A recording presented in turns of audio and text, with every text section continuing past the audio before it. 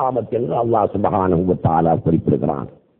ஆகவே ஒரு சேகரத்திலே பையத்தை எடுத்துக்கொண்டு நான் தரீக்காவில் இருக்கிறேன் என்று சொல்லுகிறான். அவனுக்கு இந்த ஈமான் தெரியாமல் இருக்கிறது. இன்றைக்கு உலகத்தில் அதிகமானோர் எவ்வாறு ஈமான் கொண்டிருக்கிறார்கள்? அல்லாஹ் வேறு, அவனுடைய சிருஷ்டிகள் படைப்புகள் வேறு என்று ஈமான் கொண்டிருக்கிறார்கள். இந்த ஈமான் ஷிர்க். அல்லாஹ் சுப்ஹானஹு வ தஆலா என்ன சொல்கிறான்? யா அய்யுஹல்லதீன ஆமனூ ஆமினூ பில்லாஹி வ ரசூலி. யா அய்யுஹல்லதீன ஆமனூ, ஈமான் கொண்டவர்களே, ஆமினூ பில்லாஹி வ ரசூலி, அல்லாஹ்வை கொண்டும் அவனுடைய ரசூலை கொண்டும் ஈமான் கொள்ளுங்கள் என்று சொல்கிறான். இதை நீங்க சிந்திக்கிறதுக்கு பெரிய பிஏ படிக்க தேவையில்லை, எம்ஏ படிக்க தேவையில்லை, டாக்டருக்கு படிக்க தேவையில்லை. சாதாரணமாக சிந்தனை பண்ணி பாருங்கள். யா அய்யுஹல்லதீன ஆமனூ, ஈமான் கொண்டவர்களே, அல்லாஹ்வை கொண்டும் ரசூலை கொண்டும் ஈமான் கொண்டவர்களே, ஆமினூ பில்லாஹி வ ரசூலி, அல்லாஹ்வை கொண்டும் ரசூலை கொண்டும் ஈமான் கொள்ளுங்கள் என்று சொல்கிறான். ஈமான் கொண்டவனை கூப்பிட்டு ஈமான் கொள்ளண்டி ஏன் சொல்லும்? ஈமான் கொள்ளாதவர்களே என்று கூப்பிட்டு அழைத்து ஈமான் கொள்ளுங்கள் என்று சொன்னால் அது சரி, அது பகுத்தறிவுக்கு பெருந்தும், அதை நாங்கள் ஏற்றுக்கொள்ளலாம். ஈமான் கொண்டவர்களை பார்த்து ஈமான் கொண்டவர்களே என்று அழைத்து நீங்கள் ஈமான் கொள்ளுங்கள் என்றால் என்ன அர்த்தம்? மாதா பிதாவும் வருத்தி வைத்த போதனையை பார்க்கில் பிழைகான் நிராமயமே. இதுதான் விஷயம். மாதா பிதாவும் வருத்தி வைத்த போதனையை பார்க்கில் பிழைகான் நிராமயமே. உம்மாவும் பாப்பாவும் தாயும் தந்தையும் நான் சிறுவனாக இருந்த காலகட்டத்தில் மிகவும் கஷ்டப்பட்டு சிரமப்பட்டு எனக்கு ஊட்டினார்களே அறிவு, அல்லாஹ் வேறு சிருஷ்டி வேறு என்ற அறிவு, அதை இப்போது நான் பார்க்கின்ற நேரத்தில் பிழை என்று மஸ்தான் சாஹிப் அப்பா அவர்கள் சொல்லுகிறார்கள். மாதா பிதாவும் வருத்தி வைத்த போதனையை பார்க்கில் பிழைகான் நிராமயனே. ஹக்கு வேறு ஹல்கு வேறு என்று எங்களுக்கு ஊட்டி அதிலேயே எங்களை வளர்த்த காரணத்தினால், அதிலேயே நாங்கள் வேரூன்றிய காரணத்தினால் அவனுக்கு வேறானது எதுவும் இல்லை என்ற இந்த தத்துவத்தை ஜீரணிக்க முடியாமல் இருக்கிறது. அல்லாஹ் வேறு சிருஷ்டி வேறு என்று நம்பி இருக்கின்றவர்களே அல்லாஹ் கூப்பிடுகிறான். இப்படி இதுக்கு விளக்கம் சொல்லாவிட்டால் நீங்க எப்படி விளக்கம் சொல்ல போகிறீர்கள்? யா அய்யுஹல்லதீன ஆமனூ, ஈமான் கொண்டவர்களே, ஆமினூ பில்லாஹி வ ரசூலி, அல்லாஹ்வை கொண்டும் ரசூலை கொண்டும் ஈமான் கொள்ளுங்கள். என்ன ஈமான் கொண்டவர்களை கூப்பிட்டு ஏன் ஈமான் கொள்ள சொல்ல வேணும்? பேரளவில் ஈமான் கொண்டிருக்கின்றீர்களே, அல்லாஹ் வேறு சிருஷ்டி வேறு, அல்லாஹ் வேறு படைப்பு வேறு என்று ஈமான் கொண்டிருக்கின்றீர்களே, அப்படி ஈமான் கொண்டவர்களே, அந்த ஈமான் பிழை. ஆமினூ பில்லாஹி வ ரசூலி, அல்லாஹ்வை கொண்டும் ரசூலை கொண்டும் சரியாக ஈமான் கொள்ளுங்கள் என்று அல்லாஹ் சுப்ஹானஹு வ தஆலா சொல்றான். அப்ப அல்லாஹ்வுக்கு தெரியும் அல்லாஹ் வேறு சிருஷ்டி வேறு என்று ஈமான் கொண்டு நம்பி முஸ்லீம் என்று தெரியக்கூடியவர்கள் உலகத்திலே இருப்பார்கள் என்பது அல்லாஹ்வுக்கு தெரியும். அப்படியானவர்களைத்தான் அல்லாஹ் கூப்பிடுகிறான். ஈமான் கொண்டவர்களே, நாங்கள் ஈமான் கொண்டவர்கள் என்று நாட்டிலே சுற்றுகின்றவர்களே, நாங்கள் ஈமான் கொண்டவர்கள் என்று சொல்லித் திரிகின்றவர்களே, நீங்கள் ஈமான் கொள்ளவில்லை. ஆமினூ பில்லாஹி வ ரசூலி, அல்லாஹ்வை கொண்டும் அவருடைய ரசூலை கொண்டும் ஈமான் கொள்ளுங்கள். ஆகையினால் நாம் பொதுவான கருத்து என்ன வழங்கிக் கொள்ள வேண்டும்? ஷரியத்தை பின்பற்றி நடப்பதோடு தரீகா வழியிலே செவ்வனே செல்ல வேண்டும். செவ்வனே செல்ல வேண்டும் என்றால் நான் தரீகாவில் இருக்கிறேன், அந்த தரீகாவில் இருக்கிறேன், இந்த தரீகாவில் இருக்கிறேன், அந்த ஷேகிடத்திலே பையத்தெடுத்திருக்கிறேன், இந்த ஷேகிடத்திலே பையத்தெடுத்திருக்கிறேன் என்று சொல்லித் திரிவதல்ல. ஹக்குக்கு வேறான எதுவும் இல்லை என்று நம்பி ஒவ்வொரு சிறுக்கும் உரிய நடைமுறையை கொடுத்து வாழ்வது மகாமுல் இஸ்திகாமா. இது கொஞ்சம் கஷ்டம்தான். அறிவால் விளங்கிக் கொள்ள வேண்டும் அல்லாஹ்வை தவிர வேறொன்றும் இல்லை என்று. உலகத்திலே வாழும்போது ஒவ்வொரு சிருஷ்டிக்கும் ஏற்ற நடைமுறையை கொடுத்து வாழ வேண்டும். இது மகாமுல் இஸ்திகாமா. இதைத்தான் நாங்கள் தொழுகையிலே கேட்கிறோம். தொழுகையிலே அல்ஹம்து சூரத் ஓதுகிறோமே, இதிலே அல்லாஹ் என்ன சொல்லி இருக்கிறான்? இஹ்தினஸ் ஸிராத்தல் முஸ்தகீம். என்ன கருத்து? நேரான பாதையை எங்களுக்கு காட்டுவாயாக. தொழுகையிலே நாங்கள் அல்லாஹ்விடத்திலே என்ன கேட்கிறோம்? இஹ்தினஸ் ஸிராத்தல் முஸ்தகீம், நேரான பாதையை காட்டுவாயாக. நேரான பாதையை காட்டுவாயாக என்று அல்லாஹ்விடத்தில் கேட்டா அவனுக்கு தெரியும் நேரான பாதை எது என்றால் காட்டுவான். விஷயம் முடிஞ்சு போச்சு. அப்ப இஹ்தினஸ் ஸிராத்தல் முஸ்தகீம், ஆமீன், அதோட ஃபாத்திஹா சூரத்து முடியும். நேரான பாதையை இறைவா நீ காட்டுவாயாக என்று அல்லாஹ்விடத்தில் கேட்டா அவன் நேரான பாதையை காட்டுவானா இல்லையா? காட்டுவான். நாங்க அவனுக்கு ஒரு விளக்கமா சொல்லணும். நேரான பாதை என்றா எது என்று தெரியுமா ஆண்டவனே? நபிமார்கள் போனார்களே, வெளிமார்கள் போனார்களே, சித்தியீன்கள் சோதாக்கள் போனார்களே, அந்த பாதையை எங்களுக்கு காட்டுவாயாக என்று விளக்கமா சொல்லணும். தேவையில்லையே. அல்லாஹ்வுக்கு விளக்கம் சொல்றதுக்கு நாங்க யாரு? நேரான பாதையை காட்டுவாயாக என்றால் நேரான பாதை எதுவென்பது அவனுக்கு தெரியும், அவன் காட்டுவான். நேரான பாதை இதுதான் என்று நாங்கள் சொல்லி காட்ட வேண்டிய அவசியமில்லை.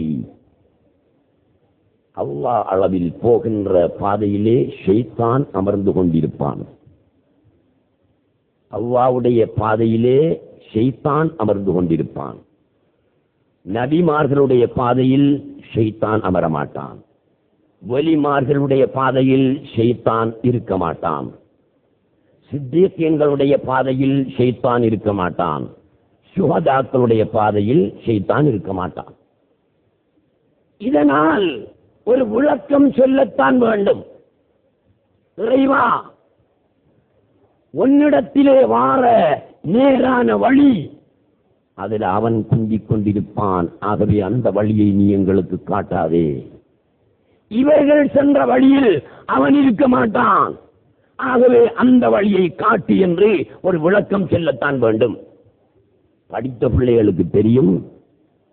இஹ்தினஸ் ஸிராத்தல் முஸ்தகீம், சிராத்தக ஒரு விளக்கம் ஒன்று சொல்றேன் என்றாலும் சிராத்தக என்று சொன்னா போதும்.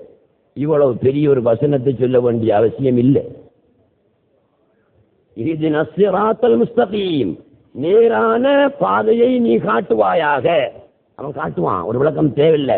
சரி, ஒரு விளக்கத்தை சொல்லத்தான் வேணும் என்றால் சுருக்கமான வசனத்திலே சிராத்தக உன்னுடைய பாதையை காட்டு என்று கேட்கலாம். அப்படியா சொல்லி இருக்கிறான் அல்லாஹ் சுப்ஹானஹு வ தஆலா? இல்லை. ஸிராத்தல்லதீன அன்அம்த அலைஹிம், நீ யார் யாருக்கு நிஅமத்து செய்தாயோ அவர்கள் போன பாதை தான் நேரான பாதை. அந்த பாதையை எனக்கு காட்டுவாயாக என்று கேட்கிறோம்.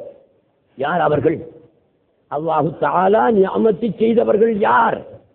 உலாயிக அல்லதீன அன்அமல்லாஹு அலைஹிம் மினன் நபிய்யீன வஸ்ஸித்தீகீன வஷ்ஷுஹதாஇ வஸ்ஸாலிஹீன். இந்த 4 கூட்டத்தினரும் தான் அல்லாஹு தஆலா நிஅமத்து செய்த கூட்டத்தினர். இவர்களுடைய வழியை காட்டுவாயாக என்று கேட்கிறோம். இவர்கள் யாரு? நபிமார்கள் அல்லாஹ் அல்லாத ஒன்றுமில்லை எல்லாம் அவனே என்று நம்பினவர்கள், அவர்களுடைய வழியை காட்டு. சித்தீகீன்கள் அல்லாஹ் அல்லாத ஒன்றுமில்லை எல்லாம் அவனே என்று நம்பினவர்கள், அந்த சித்தீகீன்களுடைய வழியை காட்டு. சுஹதாக்கள் அல்லாஹ் அல்லாத ஒன்றுமில்லை எல்லாம் அவனே என்று நம்பினவர்கள், அவர்களுடைய வழியை காட்டு.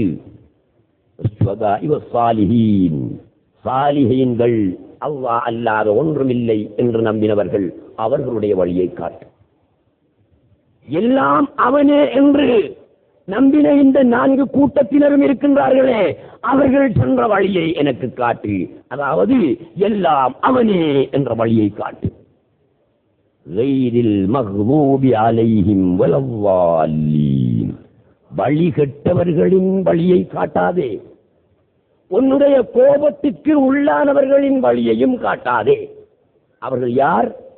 யஹூதிகள், நசாராக்கள். யஹூதிகளுடைய வழியையும் காட்டாதே. நசாராக்கள் போன வழி தப்பான வழி, அந்த வழியை காட்டிவிடாதே. இந்த 4 கூட்டத்தினரும் சென்ற பாதையை காட்டு.